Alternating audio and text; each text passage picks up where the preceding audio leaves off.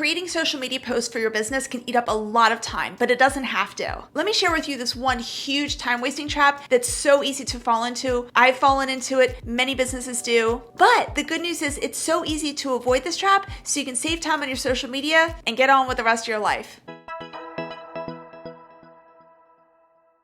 Hey, I'm Brooke Miles, and welcome back to another video where I teach you how to create a small business social media program that's easy to run, that gets results, and that you could be proud of. Now for the time waster. Many of us, believe it or not, are too picky. That's right, too picky when it comes to choosing content and crafting content for our business's social media. Now, I know most social media managers would say, you should always be picky with your business's social media.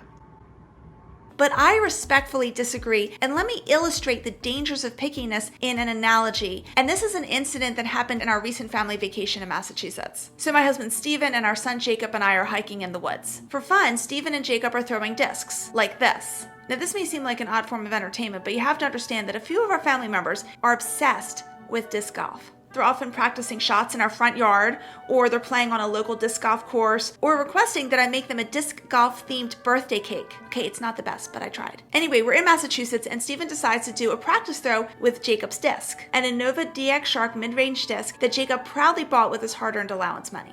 And the disc flies, and it lands not on the path, but a few yards to the side of the path in the creek. So I'm thinking we have two options. One is to buy Jacob another replacement disc because it doesn't cost that much. The other option is to step in the water and get the disc. And no, that's not ideal because it's no fun having wet feet for the rest of the hiking trip. But I'm happy to do it anyway because I'm not picky. But Steven feels it's his responsibility to get the disc. He was the one who threw it. And he's determined to retrieve the disc while staying dry, thus achieving a 100% perfect outcome.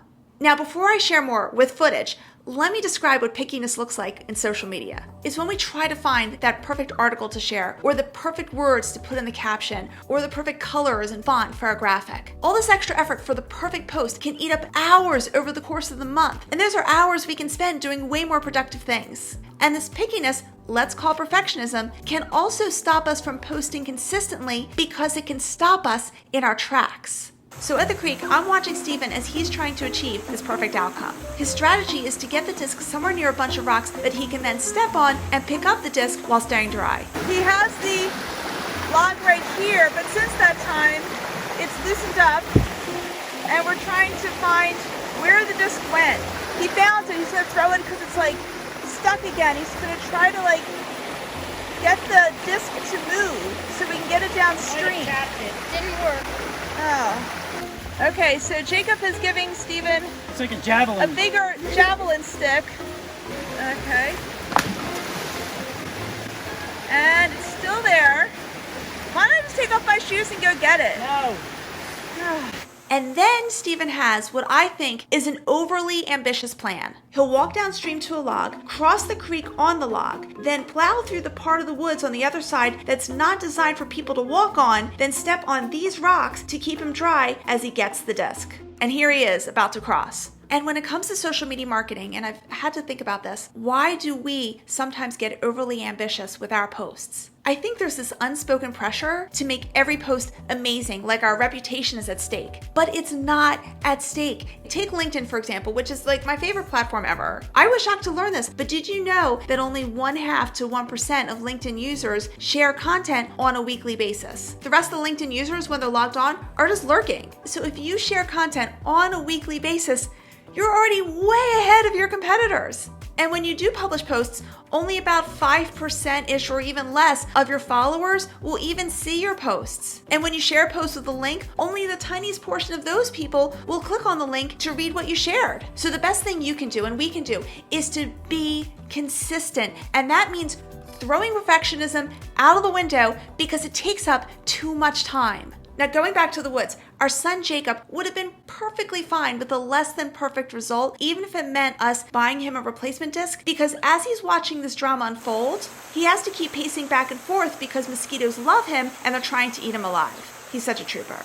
Meanwhile, Steven ends up crossing that creek on that skinny log, and I am such a bad wife for not getting that footage. I didn't think he could do it. I thought he'd take a few steps and say, nah, and turn around. So I turned off my camera and was pacing with Jacob back and forth also to avoid mosquitoes. But anyway, Steven is amazing. He did it, and now he's ready to make his move. Now he is going from the other side over to get the disc.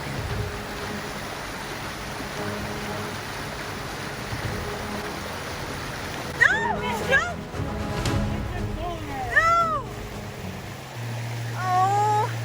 Perfectionism can suck us into a vortex, and here are questions I've learned to ask myself when writing a post so I'm not tempted to be perfect. How many people will likely see this post? How many people will likely click on the link? How many people will actually care? And how much difference will it really make if I spent another 30 minutes on this post? Now back to Massachusetts, and Steven is more determined than ever to make this work. Okay, here comes Steven. Being a hero.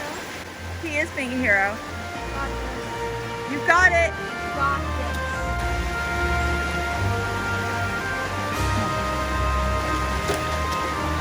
Yes! Woo!